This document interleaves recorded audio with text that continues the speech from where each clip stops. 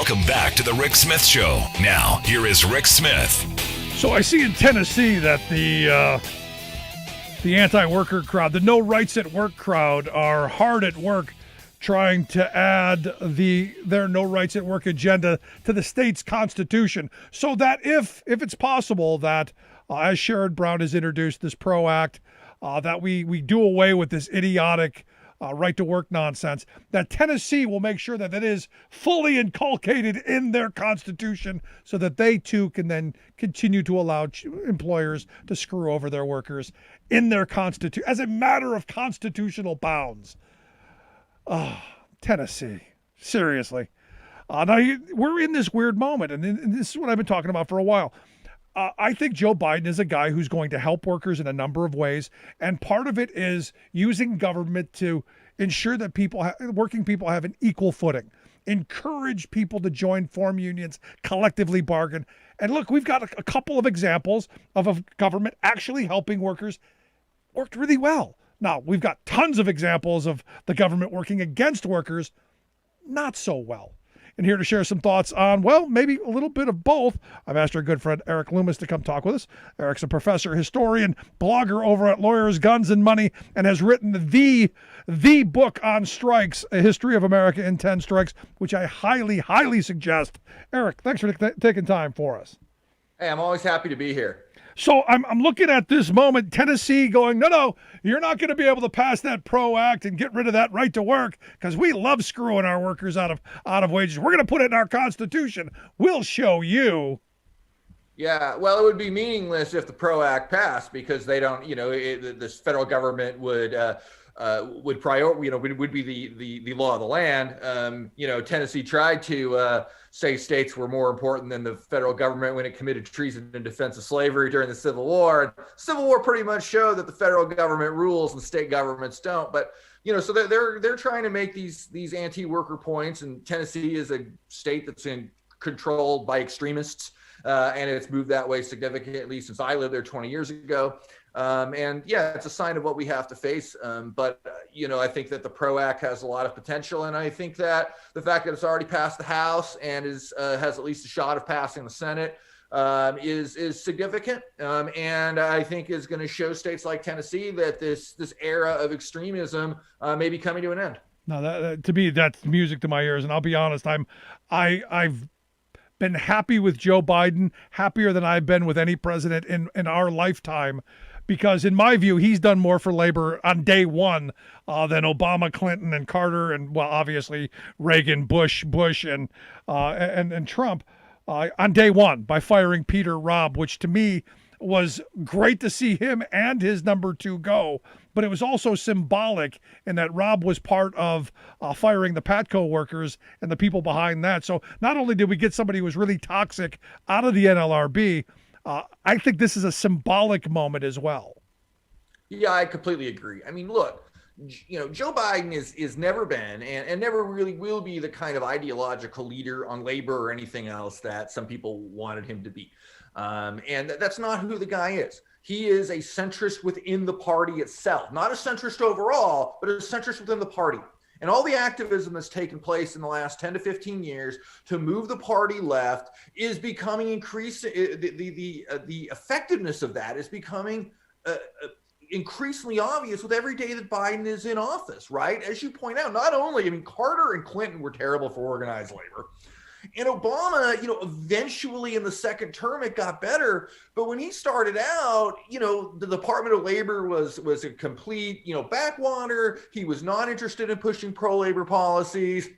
It just wasn't a priority for him in the way that Biden has shown it to be a priority, because Biden understands where his voters are, and where they are is wanting to demand economic justice and worker rights. And so getting rid of Robb, I think, obviously the Secretary of Labor, Eugene Scalia, son of the horrifyingly evil Supreme Court Justice Antonin Scalia, and replacing him with Marty Walsh, who's a solid labor guy, is another sign of how Biden is taking concerns of organized labor seriously. That the move to try to get a $15 minimum wage, support of the PRO Act. Look, it's a struggle to get positive labor laws passed under the United States government because of the structure of our government. but you sure as heck can't do it if you don't have a president who's going to put some muscle behind it. And it sure seems that Joe Biden is putting some muscle behind it. And I think, we'll see in the next year or two, but there are reasons to be optimistic about this in a way that has not existed in a very, very long time. Right. And I go back to the history, and obviously your book, A History of America and 10 Strikes being, center in this. And you had a thread out the other day on Cripple Creek, which is an example of where government actually stepped in and helped a little bit. And it worked out fairly well. It wasn't like some of the other ones where, well, it didn't work out well, like, Blair Mountain, where they were literally dropping bombs on striking miners. To me, that's kind of the message that we need to be telling people, that having a government that encourages collective bargaining, encourages some equal treatment, is a good thing.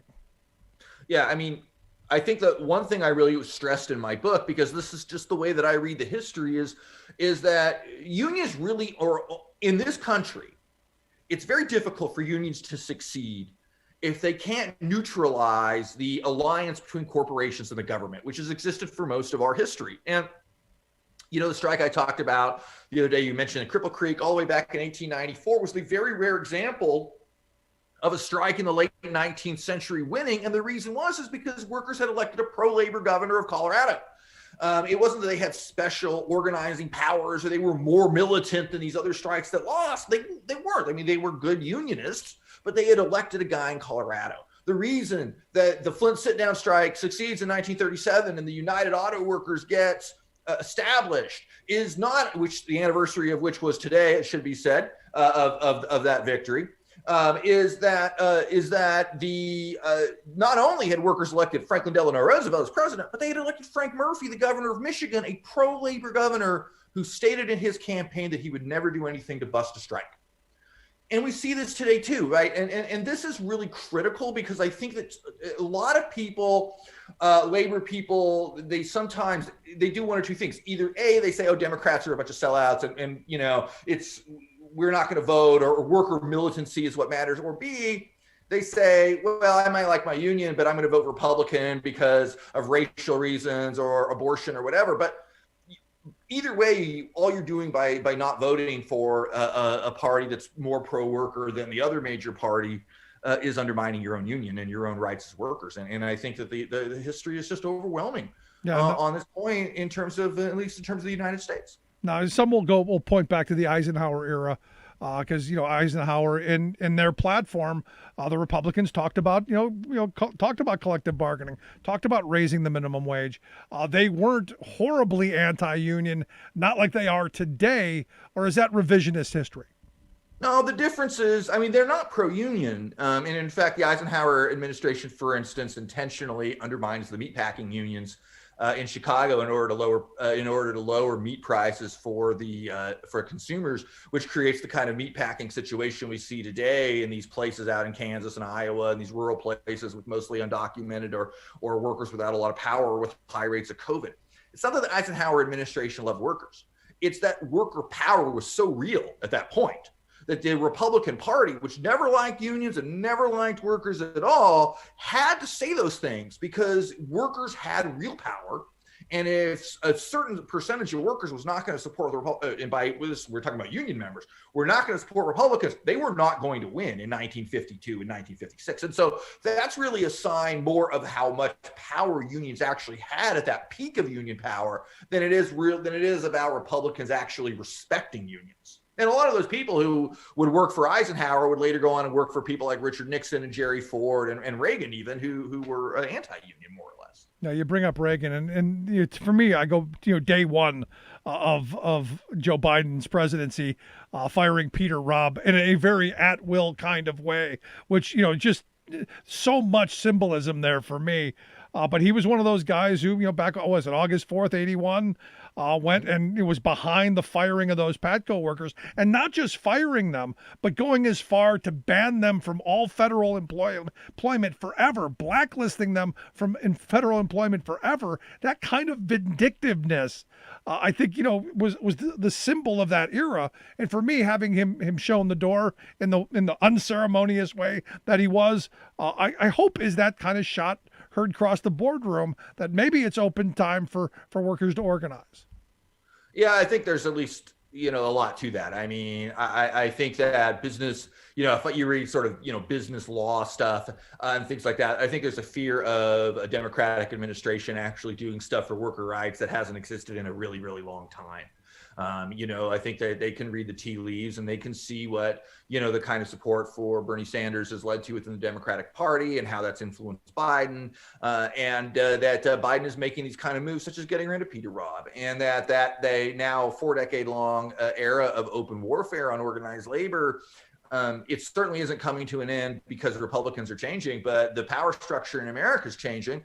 Democrats have the trifecta, right? They have the House, the Senate, and the presidency, even if by narrow margins, and they're acting on it in a way that is pretty aggressive. They've learned a lot, I think, since 2009, and are moving forward legislation to help working people in a number of different fields that I think is really, really positive, and that we should be happy about, right? I think that sometimes we on the labor left get used to being disappointed in Democrats and almost, don't want to take yes for an answer. Take yes for an answer from Joe Biden. Keep pushing him, but take yes for an answer. Be happy about the gains that you've made and keep demanding more gains. And in this administration, there's a legitimate chance that you're actually going to get some of those gains. That's an excellent point. And for me, we hear a lot of talk in the political world about, well, we need to unite the country, Erik. We need a moment of uniting. And I'll say the way we unite the country is by getting people better economic situations. I tell this story all the time. The day after the election, I was leading a strike, down the road from here. There were 55 workers on strike. 3/4 of them voted for Trump. They were out there unified, fighting the right fight against corporate greed, against globalization, and they were united in that fight. To me, that's the right fight. And giving people the tools to come together and unite around that, I think, is a really good start in bringing this country back together. Yeah, I mean, look, I think that's a much more positive message than the kind of thing that we're often seeing in the media around uniting the country, which is really uniting the country around principles that make, rich people who write for the Washington Post happy. A side of social liberalism, but economic conservatism where their taxes aren't going to go up. And that rhetoric is very powerful. And it's also very divisive in terms of everyday people, because all that power that is in the hands of the wealthy that these elites want is not in the hands of the people, which opens up more possibilities for racist or sexist politicians to come and divide the working class. And I think that, if you want to bring this nation, you're not going to bring the whole nation together. That's just not going to happen, right? That's a fantasy. But if you want to bring the most people together around something that is common to them, it is the issue of economic justice, and it's the issue of having rights at work, of having a dignified life. And whether you're black or white or Latino, or you're Republican or Democrat or independent, you probably face some of these issues. You're probably only a paycheck or two away from homelessness, and this is an issue that we've seen in the COVID era especially, but even before that, of course, affect almost all of us. I think all of us have been scared in one form or another in the last year about our economic stability, and that there is a possibility of bringing a lot of people together around this. And I think that should be a goal that we all have.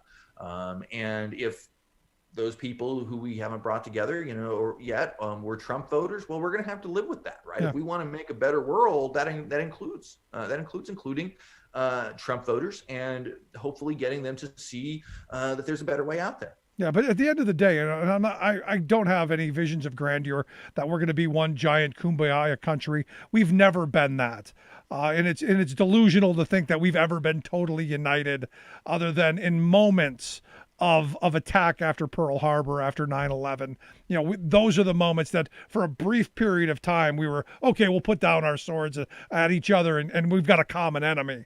For me, the common enemy right now is the massive amount of greed, the billionaire class who's robbed us blind, and how do we make sure that people can support their families? And I point to this comment today that just got me insane, from Dave Ramsey, the financial advice guy on the radio, who had the audacity to say, I don't believe in a stimulus check, because if $600 or $1,400 changes your life, you were pretty much screwed already. You got other issues going on. And, saying that, this money's not life changing, and it's not meant to be life changing.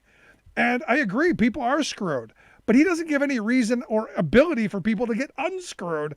And I'm saying this is the way we do it. Yeah, no, agreed. I mean, it's basically a dishonesty by Ramsey to say this is a policy he doesn't support because it's not going to fix everyone. Well, no, yeah, we know that. What's going to fix everybody? Making sure that people have make sure the PRO Act passes so that people have the right to unions, that you don't, you have real fines against companies that violate NLRB policy, that you have that you ban or limit extremely the right to work nonsense. Then that you provide child credit, money for children to help people get through that. You expand the welfare state, you build up child care, you build up health care, you raise the minimum wage. These are the policies that need to be supported. And I don't really feel that Dave Ramsey would support any of those policies because he doesn't care. All right, this is the problem. He's got his little media empire around financial advice, but he's not offering any substantive solutions to these problems. And this is why he's so indifferent to somebody getting a $2,000 or $1,400 or even $600 check, because it doesn't affect him, and he seems fairly indifferent to the reality of most of the people who, this isn't going to save them, but it might allow them to stay in their house for another month. And if you're losing your house, that ain't nothing. It's an excellent point. But for me, and one of the frames that I want to talk about to wrap this up is, I've been talking a lot about this idea of empowerment and being a union member. I guess I'm someone who looks at at least job wise, economically, the half full idea. If I look at you, Erik, and you've got a good condition, you've got health care, you've got retirement, I don't go, you have it, I don't, screw you, we're taking it away. I ask the question, how do we get it? And I think by having more empowerment in the workplace, by giving people the ability to strive forward and not be, I don't want to use the word victims, but not be in an at-will situation where their employment is tenuous. I think you give people a little bit of a voice, and maybe we go back to those days, because I think back to my grandfather's generation. They were very much of, hey, how do I get what you've got? Instead of, hey, how do I tear you down? And right now we seem to be that society of how do we tear you down instead of how do we lift everybody up? Yeah, no, there's no question that's a huge issue. And I think it's the kind of lost sense of solidarity, right? That so often people see what other people have and they want to take it away because they don't have it. And I think that we have to provide a politics for people, a framework for them to understand these things, right? That's what organizing is. I mean, organizing to a certain point is taking people who might instinctively feel like it's not fair that this person gets X, Y, and Z, and I don't have it, so I don't want them to have it. And to change that around and say, I want to make a connection with these people and join their union, for instance, or join a similar union so that I can live that better life. And I can send my kid to college or trade school or whatever. And I can take a vacation, and I can own a car, and I can buy a house, and all these sort of basic things that we expect as Americans, but that so many people don't have access to. And it's a problem. And I think that, part of the sort of revitalization of a labor left in the last decade, ever since, I guess, Occupy Wall Street really, has been sort of trying to reestablish those values in America. And I think that, again, the Biden administration is not the be all and end all of this, but it's a sign of how far we've come in moving stuff in this direction. We have a long, long ways to go. But we've taken those first key steps. And if we can build on those key steps, keep electing more pro-union politicians, keep pushing for more pro-union policies, come out in solidarity with other people, it gives everyone else confidence that they can make a change in their own lives too. And that's how you start undermining that negative feedback loop of trying to pull everybody down instead create a society where we seek to build everybody up. No, it's a much better way to put it than I did. And it's spot on. But Erik, I appreciate the time. I hope folks will check out the book, American History in 10 Strikes. We'll make sure we get links out. It is a fabulous read, and I highly suggest it. And I hope folks will check out the blog, Lawyers, Guns, and Money. Fabulous stuff. Erik, I appreciate the time. I look forward to talking to you again. Thank you very much, Rick. Appreciate it. Good stuff, our friend Erik Loomis. Let's take a quick break. Right back. Stick around. You listen to The Rick Smith Show. We're working people. Come to talk.